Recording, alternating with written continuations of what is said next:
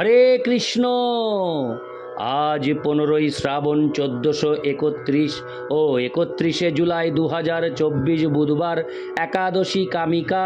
এই একাদশী কামিকার দিনে আমি শ্রীমদ্ ভাগবতম পাঠ করছি। আজ আমি পাঠ করছি শ্রীমদ্ ভাগবতমের 3য় স্কন্ধ 5ম অধ্যায় বিদুর মৈত্রেয় সংবাদের শ্লোক 9 থেকে 11। नारायण हे नारायण भवभय हरणं नारायण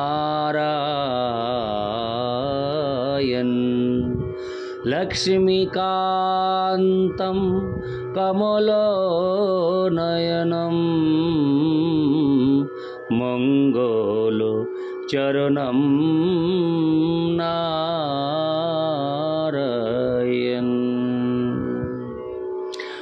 श्लोक 9। जेन प्रजानामूत आत्मकर्मरूपाभिधानं च भिदां बद्धत्तो नारायण विश्व श्रीगात्तजनी ऋतोच्च न वर्णय প্রবর্ষ। অনুবাদ: হে দ্বিজ শ্রেষ্ঠ, কৃপা করে আমাদের বলুন কিভাবে বিশ্ব স্রষ্টা স্বয়ং সম্পূর্ণ নারায়ণ বিভিন্ন জীবের স্বভাব, কর্মরূপ, আকৃতি এবং নাম সৃষ্টি করেছেন।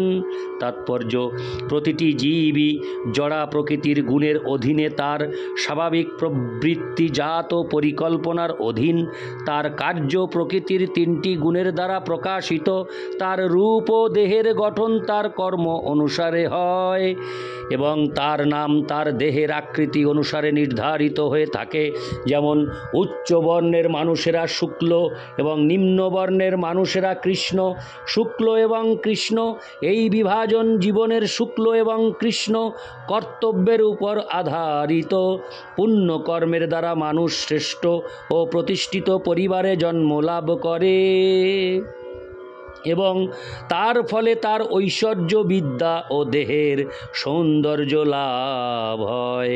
পাপ কর্মের পরিণামস্বরূপ মানুষের দরিদ্র পরিবারে জন্মগ্রহণ হয় এবং তার ফলে অভাব অনটন চলতে থাকে। সে মূর্খ অথবা অশিক্ষিত হয় এবং কুৎসিত আকৃতি লাভ করে।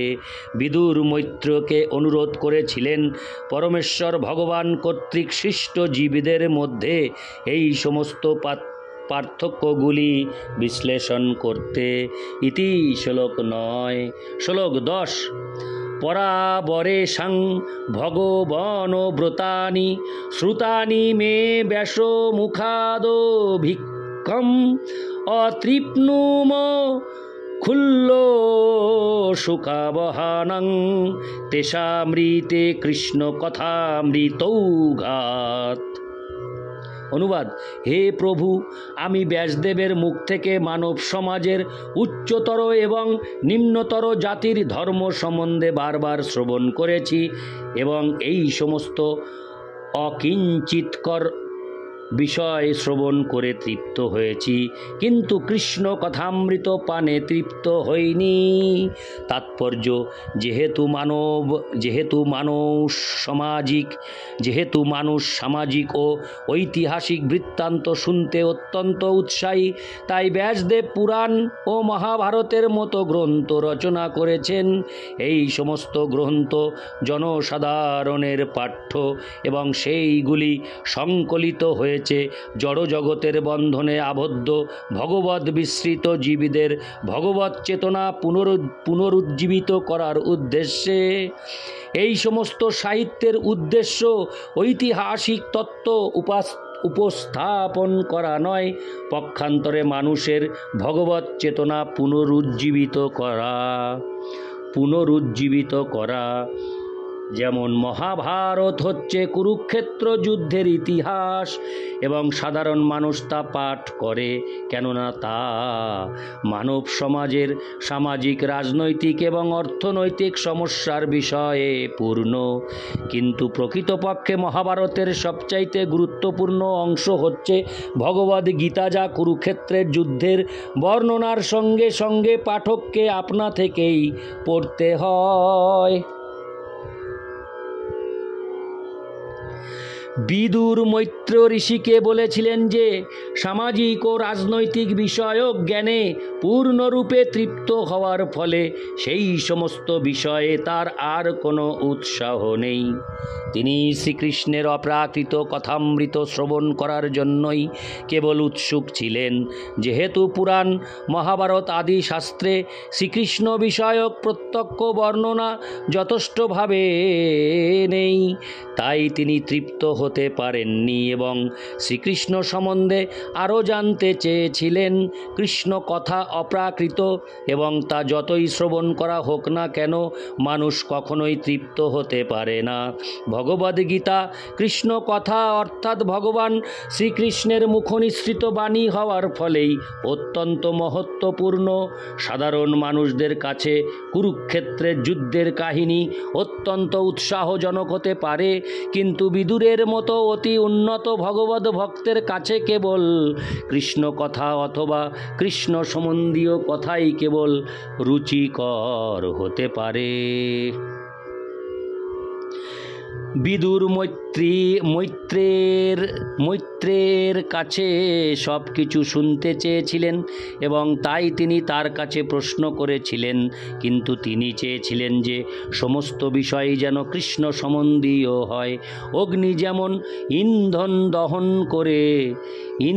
দহন করে কখনো তৃপ্ত হয় না, তেমনি ভগবানের শুদ্ধ ভক্ত কখনোই কৃষ্ণ কথা শ্রবণ করে তৃপ্ত হতে পারে না। ঐতিহাসিক, সামাজিক এবং রাজনৈতিক ঘটনাবলী যখন শ্রীকৃষ্ণের সঙ্গে সম্পর্কযুক্ত হয়, তখন সেইগুলি চিন্ময়ত্ব প্রাপ্ত হয়। এটিই হচ্ছে জড় বিষয়কে চিন্ময়ত্ব প্রদান করার পন্থা। যদি সমস্ত জাগতিক কার্যকলাপ কৃষ্ণ কথায় সংযুক্ত হয়, তাহলে সমগ্র জগৎ বৈকুণ্ঠে পরিণত হতে পারে। এই জগতে দুটি অত্যন্ত গুরুত্বপূর্ণ কৃষ্ণ কথা বর্তমান, সেইগুলি হচ্ছে ভগবদ গীতা এবং শ্রীমদ্ ভাগবত। ভগবদ গীতা কৃষ্ণ কথা, কেননা তা শ্রীকৃষ্ণের বাণী, আর শ্রীমদ্ ভাগবত কৃষ্ণ কথা, কেননা তা শ্রীকৃষ্ণ বিষয়ক বর্ণনা। শ্রী চৈতন্য মহাপ্রভু তার সমস্ত অনুগামীদের উপদেশ দিয়েছেন সারা পৃথিবী জুড়ে জাতি ধর্ম নির্বিশেষে সকলের কাছে কৃষ্ণ কথা প্রচার করতে, কেননা কৃষ্ণ কথার অপ্রাকৃত প্রভাব সকলকে জড় জগতের কলুষ থেকে মুক্ত করতে পারে। ইতি শ্লোক 10। শ্লোক 11।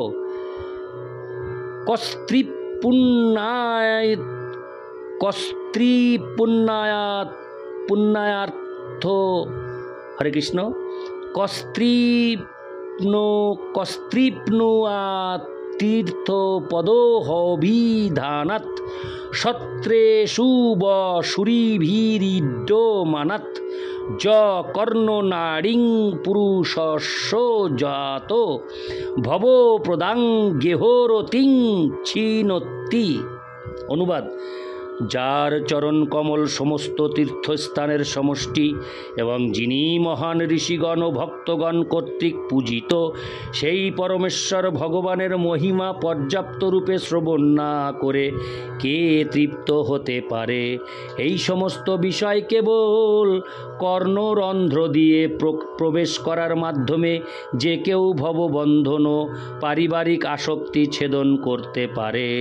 তাৎপর্য: কৃষ্ণ কথা এতই বীর্যবতী যে তা মানুষের কর্ণরন্ধ্র দিয়ে কেবল প্রবেশ করার মাধ্যমেই মানুষকে তার পারিবারিক আসক্তির বন্ধন থেকে মুক্ত করতে পারে।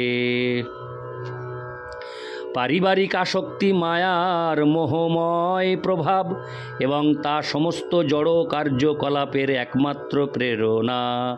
যতক্ষণ পর্যন্ত মানুষের মন জড়জাগতিক কার্যকলাপে মগ্ন থাকে ততক্ষণ তাকে ভবসমুদ্রের অজ্ঞানতার তরঙ্গে জন্ম মৃত্যুর আবর্তে আবর্তিত হতে হয়। মানুষ সবচাইতে বেশি প্রভাবিত হয় তমগুণের দ্বারা, আবার কেউ কেউ প্রকৃতির রজগুণের দ্বারা প্রভাবিত হয়, এবং এই দুটি গুণের প্রভাবে জীব জড়জাগতিক জীবনে প্রণোদিত হয়। জড়া প্রকৃতির গুণগুলি জীবকে তার প্রকৃত অবস্থা সম্বন্ধে অবগত হতে দেয় না।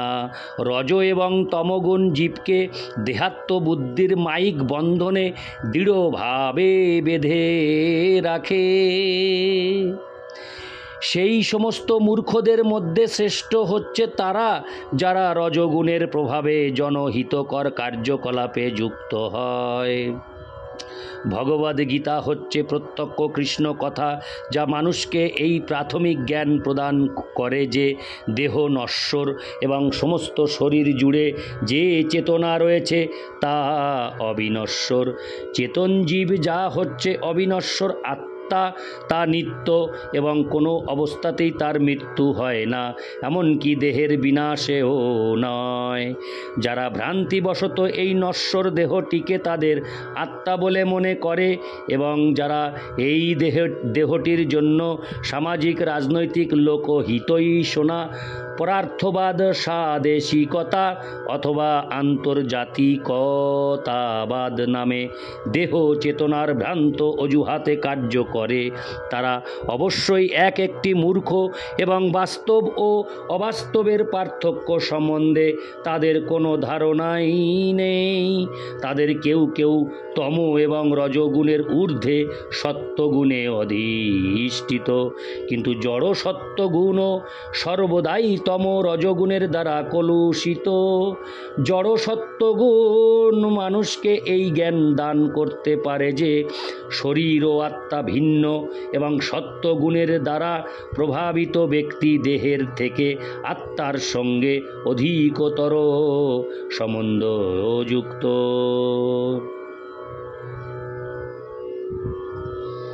কিন্তু কলুষিত হওয়ার ফলে তারা আত্মার সবিশেষ রূপ হৃদয়ঙ্গম করতে পারে না। তারা দেহাত্মবুদ্ধির স্তর অতিক্রম করলেও আত্মা সম্বন্ধে তাদের নির্বিশেষ ধারণার ফলে তারা জড়া প্রকৃতির সত্যগুণ অতিক্রম করতে পারে না। যতক্ষণ পর্যন্ত না তারা কৃষ্ণ কথার দ্বারা আকৃষ্ট হয় ততক্ষণ পর্যন্ত জড় জগতের বন্ধন থেকে তারা মুক্ত হতে পারে না। সারা জগতের সমস্ত মানুষদের জন্য কৃষ্ণ কথাই একমাত্র ঔষধ, কেননা তার ফলে মানুষ শুদ্ধ চেতনায় অধিষ্ঠিত হতে পারে এবং জড় জগতের বন্ধন থেকে মুক্ত হতে পারে। শ্রী চৈতন্য মহাপ্রভুর নির্দেশ অনুসারে সারা পৃথিবী জুড়ে কৃষ্ণ কথা প্রচার করাই সর্বশ্রেষ্ঠ পরোপকার। এবং বিচক্ষণ নরনারীরা শ্রী চৈতন্য মহাপ্রভু কর্তৃক প্রবর্তিত এই মহান আন্দোলনে যোগদান করতে পারে। ইতি শ্লোক 11। নারায়ণ হে নারায়ণ ভবভয়হরণম নারায়ণ লক্ষ্মীকান্तं কমলনয়নম মঙ্গলচরণম নারায়ণ।